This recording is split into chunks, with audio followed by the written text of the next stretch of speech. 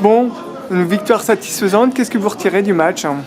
Mais, vous savez, une victoire, c'est toujours satisfaisant, même si on peut toujours chercher ici ou là des points d'amélioration.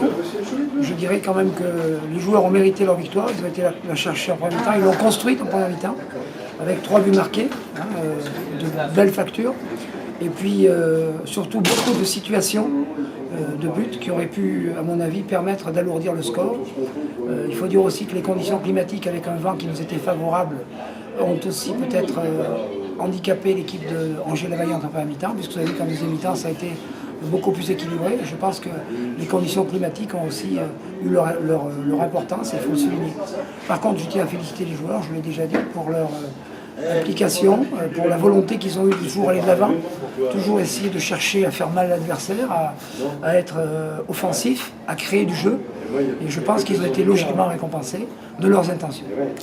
Puis vous exploitez les 3 grosses erreurs vaillantaises en première mi-temps. Ce ne sont pas des erreurs, ce sont des récupérations de balles hautes suite à un pressing que nous avions volontairement mis en place.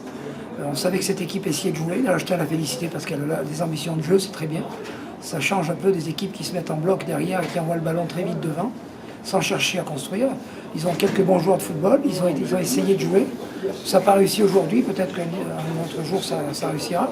Mais nous, on a essayé de, comment dirais-je, on avait observé un petit peu la manière d'opérer, et puis on a essayé d'agir en conséquence.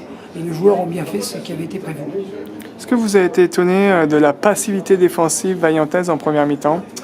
Eh bien, je pense que nous avons fait une bonne entame et qu'eux ont fait une entame de match qui était beaucoup plus délicate. Et vous savez, quand on prenait un but à la 6e minute, c'est pas la meilleure manière de se mettre en confiance. D'autant plus que vous avez vu que pendant les 20 premières minutes, les vagues nazériennes arrivaient sur le but. Et ils ont eu beaucoup de mal, je dirais, à s'en sortir. Et je dirais que 3-0 à la mi-temps, c'était un score minimaliste. Est-ce qu'en deuxième mi-temps, vous avez un peu baissé le pied? Eh bien, en deuxième mi-temps, disons que le contexte a été différent, puisque nous avons joué contre le vent. Il y a eu aussi, vous avez vu que le match s'est un petit peu échauffé.